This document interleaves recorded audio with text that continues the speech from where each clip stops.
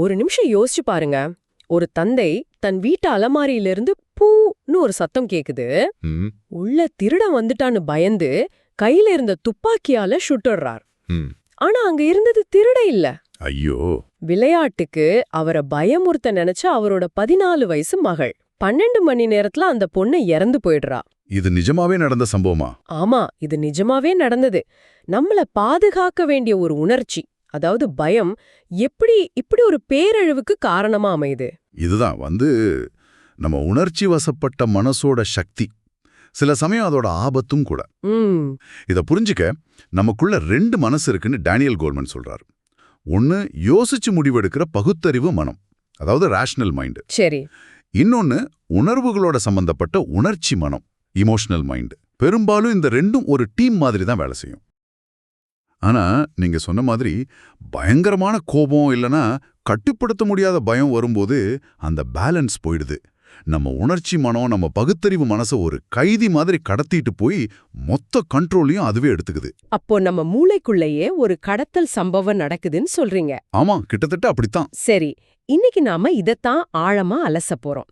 Daniel கோல்மனோட emotional intelligence, அதாவது உணர்ச்சி நுண்ணறிவு புத்தகத்திலிருந்து உங்களுக்கு தேவையான மிக முக்கியமான சில விஷயங்களை எடுத்து பேச போறோம். ஆமா, வெறும் ஐக்யூ, அதாவது அறிவு கூர்மை மட்டும் வாழ்க்கையில ஜெயிக்க போதும்னு நாம நினைச்சிட்டு இருக்கோம். ஆனா அதை விட இந்த உணர்ச்சி நுண்ணறிவு ஏன் முக்கியம்னு இந்த உரையாடல்ல நீங்க புரிஞ்சுப்பீங்க. நிச்சயமா. இந்த சிந்திக்கும் மனம், உணரும் மனம்னு சொன்னீங்களே, அது நம்ம மூளைக்குள்ள எப்படி வேலை செய்யுது? இதுக்கு ஏதாவது அறிவியல் பூர்வமான விளக்கம் இருக்கா? நிச்சயமா இருக்கு. நம்ம மூளை பரிணாம வளர்ச்சியில ஒரு பில்டிங் மாதிரி கீழ இருந்து மேல கட்டப்பட்டது. கீழ இருந்து மேலையா? ஆமா, முதல்ல உருவானது மூளைத்தண்டு, அதாவது பிரெயின் ஸ்டெம். இதுதான் நம்மளோட சுவாசம், இதய துடிப்பு மாதிரி ரொம்ப பேசிக்கான உயிர் வாழ தேவையான விஷயங்களை கண்ட்ரோல் பண்ணுது. சரி. அதுக்கு மேல உணர்ச்சிகளுக்கான மையம், அதாவது லிம்பிக் சிஸ்டம் உருவாச்சு. பல மில்லியன் வருஷங்களுக்கு அப்புறமா தான் இது எல்லாத்துக்கும் மேல ஒரு கீடம் மாதிரி நம்ம யோசிக்கிற மூளையான நியோகார்டெக்ஸ் உருவாச்சு. ஓ, அப்போ நம்ம உணர்ச்சிகளை கண்ட்ரோல் பண்ற மூளை யோசிக்கிற மூளையை விட ரொம்ப பழமையானது. அதுதான் முக்கியமான பாயிண்டே. நம்ம உணர்ச்சிபூர்வமான மூளை தான் முதல் டிராஃப்டை எழுதும். அதுக்கப்புறம் தான் பகுத்தறிவு மூளை அதை எடிட் பண்ணும். ஆனா சில அவசரமான நேரங்கள்ல எடிட் பண்றதுக்கு நேரமே இருக்காது. முதல் டிராஃப்டே செயலுக்கு வந்துரும். இதுதான் அந்த அப்பா விஷயத்துல நடந்த நியூரல் ஹைஜாக்கிங்கா? எக்ஸாக்ட்லி. துல்லியமா சொல்லணும்னா அவரோட யோசிக்கிற மூளைக்கு வாய்ப்பே கிடைக்கல. ஏன்? இதுல முக்கிய குற்றவாளி யாருன்னா நம்ம மூளைக்குள்ள இருக்கிற ஒரு பாதாம் பருப்பு சைஸ்ல ஒரு பகுதி. அதுக்கு பேரு அமிக்டாலா. அமிக்டாலா, சரி. இத நம்ம மூளையோட அவசர கால அலாரம்னு வச்சுக்கலாம். நம்ம கண்ணோ காதோ ஒரு ஆபத்தை உணர்ந்தா அந்த சிக்னல் முதல்ல இந்த அமிக்டாலாவுக்கு தான் போகும். ஓகே. அது என்ன நடக்குதுன்னு முழுசா யோசிக்கிற மூளைக்கு தகவல் போறதுக்குள்ள இந்த அமிக்டாலா ஒரு ஷார்ட்கட் எடுத்து உடம்பு முழுக்க அவசர நிலையை அறிவிச்சிடும். அதாவது சண்டையீடு அல்லது தப்பிச்சு ஓடு மோடுக்கு போயிடுவோமா? கரெக்ட். ஃபைட் ஆர் ஃபிளைட் மோடுக்கு நம்மள உடனே தள்ளிவிடும். அந்த அப்பா துப்பாக்கி அழுத்துனது அங்க நிக்கிறது தம் மகள்னு அவரோட நியோகார்டெக்ஸ் உணர்றதுக்கு முன்னாடியே நடந்துருச்சு. எனக்கு ஒரு சம்பவம் ஞாபகம் வருது. ஒருத்தர் கால்வாய் ஓரமா நடந்து போயிட்டு இருக்கும்போதே அங்க ஒரு சின்ன பொண்ணு முகத்துல பயங்கரமான அதிர்ச்சியை பார்த்திருக்காரு. ம் அடுத்த நொடி எதுக்குன்னு கூட யோசிக்காம நேரா அந்த கால்வாய்க்குள்ள குதிச்சிட்டார். தண்ணிக்குள்ள போனதுக்கு அப்புறம்தான் தெரியுது, அந்த பொண்ணு தண்ணியில விழுந்தா அவளோட குழந்தைய பார்த்துதான் அப்படி அதிர்ச்சியில நின்னுட்டு இருந்தான்னு. இதுவும் அந்த அமிக்டாலாவோட வேலைதானா? மிக சரியான உதாரணம். அந்த நொடியில நின்னு ஏன் இந்த குழந்தை பயப்படுது, நான் குதிக்கலாமா வேணாமான்னு யோசிச்சுட்டு இருந்தா அந்த இன்னொரு குழந்தை உயிரோடு இருந்திருக்காது. உண்மைதான். இது மாதிரி உயிர் காக்கிற விஷயங்களுக்கு இந்த ஆட்டோமேட்டிக் ரெஸ்பான்ஸ் ரொம்ப அவசியம். ஆனா பிரச்சனை என்னன்னா, என்ன பிரச்சனை? இந்த அமிக்டாலாவுக்கு நிஜமான புலிக்கும் டிராஃபிக்ல நம்மள ஓவர்டேக் பண்ற காருக்கும் வித்தியாசம் தெரியாது. ரெண்டுக்குமே ஒரே மாதிரி கோபமான எதிர்வினையை தூண்டிவிடும். அங்கதான் சிக்கலே ஆரம்பிக்குது. அப்போ நாம நம்ம உணர்ச்சிகளோட கையில வெறும் பொம்மைகள் தானா? இல்ல இத கட்டுப்படுத்த கையால ஏதாவது வழி இருக்கா? இந்த இடத்துல தான் நீங்க சொன்ன உணர்ச்சி நுண்ணறிவு உள்ள வருதா? நிச்சயமா. இங்கதான் EI, அதாவது இமோஷனல் இன்டெலிஜென்ஸ், ஒரு சூப்பர் ஹீரோ மாதிரி உள்ள வருது. ஓகே. உணர்ச்சி நுண்ணறிவுன்னா என்னன்னு சிம்பிளா சொல்லணும்னா, நம்ம உணர்ச்சிகளை அறிவோட கையாள்ற திறமை. நல்லா படிச்ச அதிக ஐக்கியூ இருக்கிறவங்க வாழ்க்கையில தடுமாறுறதையும் சுமாரான ஐக்கியூ இருக்கிறவங்க பிரமாதமா ஜெயிக்கிறதையும் நாம பார்த்திருப்போம். அதுக்கு முக்கியமான காரணம் இந்த EI தான். ஓகே. அப்போ ஒருத்தர் கணக்குல புலியா இருக்கலாம், ஆனா கோவம் வந்தா கண்டபடி கத்துறவரா இருந்தா அவரோட எமோஷனல் இன்டெலிஜென்ஸ் கம்மின்னு சொல்லலாமா? நீங்க சொல்றது கரெக்ட். இதுல வேற என்னென்ன திறன்கள் இருக்கு? கோல்மன் இதுல 5 முக்கியமான திறன்கள் இருக்குன்னு சொல்றார். மொத தூண் தன்னுணர்வு, செல்ஃப் அவேர்னஸ். தன்னுணர்வா? அப்படின்னா? அதாவது ஒரு உணர்ச்சி நமக்குள்ள வரும்போதே, ஓகே எனக்கு இப்போ கோபம் வருது அல்லது நான் இப்போ பதட்டமா உணர்றேன், நான் அதை அடையாளம் கண்டுக்கிறது. நம்ம உடம்புக்குள்ள நடக்கிறதுக்கு ஒரு உள் கேமரா வச்சு பார்க்குற மாதிரி. சரி, முதல்ல உணர்வு அடையாளம் பார்க்கணும். அடுத்தது? 2வது உணர்ச்சிகளை கையாளுதல், மேனேஜிங் இமோஷன்ஸ். கோபம் வருதுன்னு தெரிஞ்சதும் அதை அப்படியே வெளிக்காட்டி எல்லாத்தையும் உடைக்காம அந்த சக்தியை எப்படி சரியா மடைமாத்துறதுன்னு தெரிஞ்சுக்கிறது. புரியுது. கவலை வரும்போது அதுல மூழ்கி போகாம அதிலேந்து எப்படி வெளியே வருதுன்னு கத்துக்கிறது. அந்த அப்பா விஷயத்துல இந்த திறன் இல்லாதது தான் பெரிய சோகத்துக்கே காரணம். சரி, 3வது என்ன? 3வது தன்னைத்தானே ஊக்குவித்தல், மோட்டிவேட்டிங் ஒன் செல்ஃப். ஒரு தோல்வி வந்ததும் துவண்டு போகாம ஒரு பெரிய இலக்குக்காக சின்ன சின்ன ஆசைகளை கட்டுப்படுத்திட்டு தொடர்ந்து முயற்சி பண்றது. இது ரொம்ப முக்கியமான ஒரு திறன். இந்த சுய ஊக்கம் பத்தி பேசும்போதுதான் அந்த மார்ஷ்மெல்லோ சோதனை ஞாபகத்துக்கு வருது. ஆமா, ரொம்பவே சுவாரஸ்யமான சோதனை அது. சொல்லுங்களேன். 4 வயசு குழந்தைங்களுக்கு முன்னாடி ஒரு மார்ஷ்மெல்லோ வச்சு, இத நீ இப்பவே சாப்பிடலாம், ஆனா நான் வெளியே போயிட்டு வர்ற வரைக்கும், அதாவது ஒரு 15 நிமிஷம் சாப்பிடாம காத்திருந்தா உனக்கு இன்னொரு மார்ஷ்மெல்லோ, அதாவது மொத்தம் 2 கிடைக்கும்னு சொல்றாங்க. அந்த சின்ன வயசுல 15 நிமிஷம் காத்திருக்கிறதுங்கிறது ஒரு யுகம் மாதிரி. சில குழந்தைங்க உடனே சாப்பிட்டிருக்கோம். ஆமா, சிலது கஷ்டப்பட்டு காத்திருந்திருக்கும். இதோட உண்மையான ரிசல்ட் பல வருஷம் கழிச்சு தான் தெரிஞ்சது. என்ன தெரிஞ்சது? எந்த குழந்தைங்க 15 நிமிஷம் காத்திருந்து 2 மார்ஷ்மெல்லோ வாங்கினாங்களோ அவங்க டீனேஜ் வயசுல சமுதாயத்துல பழகுறதுல திறமையானவங்களா, மன அழுத்தத்தை நல்லா சமாளிக்கிறவங்களா, தன்னம்பிக்கை அதிகமா உள்ளவங்களா இருந்தாங்க. ஓ, அப்படியா? ஆமா.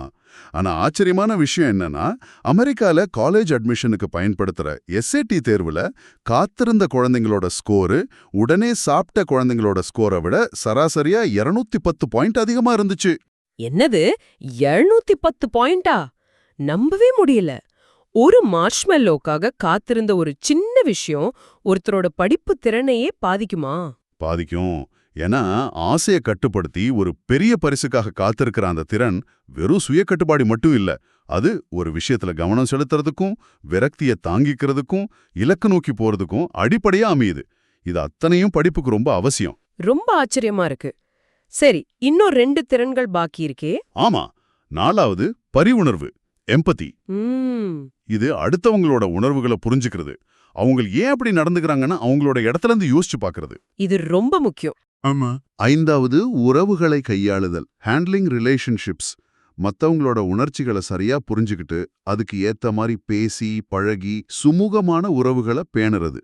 இது ஒரு நல்ல தலைவருக்கோ, ஒரு நல்ல நண்பருக்கோ, ஒரு நல்ல கணவருக்கோ மனைவிக்கோ ரொம்ப அவசியமான ஒரு கலை. சரி, இந்த மார்ஷ்மெல்லோ சோதனை குழந்தைங்கள பத்தியது. ஆனா இந்த திறன்கள் எல்லாம் பெரியவங்களான நமக்கு, குறிப்பா நம்முடைய நெருக்கமான உறவுகள்ல, உதாரணமா திருமண வாழ்க்கையில எந்த அளவுக்கு உதவும்? திருமண உறவுகளோட வெற்றி தோல்வியை தீர்மானிக்கிறதுல இதுக்கு மிகப்பெரிய பங்கு இருக்கு. உளவியலாளர் ஜான் காட்மன் தம்பதிகளோட உரையாடல வெறும் 15 நிமிஷம் கவனிச்சு அவங்க விவாகரத்து செய்வாங்களா இல்லையான்னு 90% மேல துல்லியமா கணிச்சிருக்கார். 15 நிமிஷத்திலேயா? எப்படி? அவர் கண்டுபிடிச்சதுல திருமண உறவை உடைக்கிற முக்கியமான அறிகுறிகள்ல ஒண்ணு கல் சுவர் எழுப்புதல், ஸ்டோன் வாலிங்னு சொல்லுவாங்க. கல் சுவர் எழுப்புதலா? ஆமா, அதாவது கணவனோ மனைவியோ ஒரு பிரச்சனையை பத்தி பேச ஆரம்பிக்கும்போது இன்னொருத்தர் எந்த உணர்ச்சியையும் காட்டாம டிவியை பார்த்துட்டோ பேப்பரை படிச்சுட்டோ ஒரு கல் மாதிரி உட்கார்ந்துருக்கிறது. அந்த உரையாடல்ல இருந்து தன்னை முழுசா துண்டிச்சுக்கிறது. ஓ, இது உறவை ரொம்ப பாதிக்கும் இல்லையா? கொஞ்சம் கொஞ்சமா அரிச்சு அழிச்சிடும். அப்ப சந்தோஷமா இருக்கிற தம்பதிகள் சண்டையே போட மாட்டாங்களா? அப்படி இல்லவே இல்ல. அவங்களும் சண்டை போடுவாங்க. ஆனா அவங்க கிட்ட ஒரு ஸ்பெஷல் கருவி இருக்கும். அதுக்கு பேரு சரி செய்யும் வழிமுறைகள், ரிப்பேர் மெக்கானிசம்ஸ். அது என்ன செய்யும்? சண்டை ரொம்ப முத்தி போகுதுன்னு தெரிஞ்சா உடனே ஒரு ஜோக் அடிப்பாங்க, இல்ல சரி விடு இதுக்கு மேல பேச வேணாம்னு சொல்லி ஒரு பிரேக் எடுப்பாங்க. இல்லனா சட்டுன்னு சாரி கேட்பாங்க. கரெக்ட். இந்த சின்ன சின்ன விஷயங்கள் அந்த சண்டையால உறவுல விரிசல் விழாம பாத்துக்கும். இதுவும் ஒரு விதமான உணர்ச்சிகளை கையாளும் திறன் தான். இன்னைக்கு வேலைங்கிறது தனியா ஒருத்தர் செய்யறதில்ல, ஒரு டீமா சேர்ந்து செய்யறது. ஆமா. ஒரு டீமோட வெற்றி அதுல இருக்கிற ஒவ்வொருத்தரோட தனிப்பட்ட ஐக்கியோவை விட அவங்க ஒருத்தருக்கு ஒருத்தர் எவ்வளவு ஒத்துழைப்பா இணக்கமா இருக்காங்கங்கறத பொறுத்து தான் இருக்கு. இத குழு நுண்ணறிவு, அதாவது குரூப் ஐக்யூன்னு சொல்றாங்க. அப்போ உணர்ச்சி நுண்ணறிவு இல்லாத ஒரு ஜீனியஸ் மொத்த டீமையும் கெடுத்துருவாரா? நிச்சயமா மொத்த டீமோட செயல்திறனையும் பாதிச்சிடுவார். விமர்சனம் சொல்றதுல கூட இந்த ஈஐ ரொம்ப முக்கியம். அது எப்படி? உதாரணமா, ஒரு மேனேஜர் தன் டீம் மெம்பர் கிட்ட நீங்க செஞ்ச இந்த ரிப்போர்ட் சுத்தமா சரியில்லை, நீங்க ஒரு திறமை இல்லாதவர்னு சொன்னா அது அவரோட தன்மானத்தை தாக்கி அவரை தற்காப்பு நிலைக்கு தள்ளிடும். ஆமா, அது ஒரு தனிநபர் தாக்குதல் மாதிரி ஆயிடும். கரெக்ட்.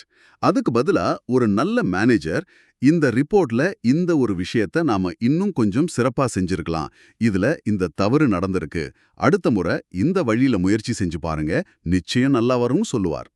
இதுக்கு கலைநயமிக்க விமர்சனம்னு பேரா? Artful critic. ஆமா, இங்க நாம அந்த நபரை தாக்கல, அவரோட செயலை மட்டும்தான் விமர்சிக்கிறோம். சூப்பர். அப்போ அவங்க தப்பு செஞ்சோன்னு தற்காப்பு நிலைக்கு போகாம இதை எப்படி சரி செய்யலான்னு யோசிக்க ஆரம்பிப்பாங்க இல்லையா? மிகச்சரியா சொன்னீங்க. இதுதான் உணர்ச்சி நுண்ணறிவோட ஒரு பிரமாதமான எடுத்துக்காட்டு. இது ஒருத்தரோட குணத்தை விட்டுட்டு செயலை மட்டும் மையமா வைக்குது. இதுதான் ஒரு நல்ல தலைவரோட அடையாளம். அப்போ இந்த உரையாடல்ல இருந்து நம்ம புரிஞ்சுக்க வேண்டியது என்னன்னா, நம்ம உணர்ச்சிகள் ரொம்ப சக்தி வாய்ந்தவ. அது ஒரு காட்டாறு மாதிரி. ஆமா, அத அப்படியே விட்டா அது நம்ம வாழ்க்கையே அடிச்சுட்டு போயிடும். ஆனா உணர்ச்சி நுண்ணறிவுங்கிற அணைய கட்டி அதை சரியா வழிநடத்த கத்துக்கிட்டா அதே ஆறு நம்ம வாழ்க்கைய செழிக்க வைக்கும். அருமையா சொன்னீங்க. முக்கியமா இது பிறக்கும் போதே வர்ற குணம் இல்ல, நாம முயற்சி செஞ்சா கத்துக்க கூடிய ஒரு திறன்னு சொல்றதுதான் இதுல இருக்கிற பெரிய நம்பிக்கை. ஆமா, அரிஸ்டாட்டில் பல நூற்றாண்டுகளுக்கு முன்னாடியே சொன்னார், யார் வேணாலும் கோவப்படலாம், அது ரொம்ப சுலபம். ஆனா சரியான நபரிடம் சரியான அளவில் சரியான நேரத்தில் சரியான நோக்கத்திற்காக சரியான வழியில் கோபப்படுவது, அது எல்லாராலும் முடியாது, அது சுலபமும் இல்லைன்னு. அந்த சரியான வழிய கத்துக் கொடுக்கிறது தான் உணர்ச்சி நுண்ணறிவு. இந்த கலந்துரையாடலோட இறுதியில உங்களுக்காக ஒரு கேள்வி.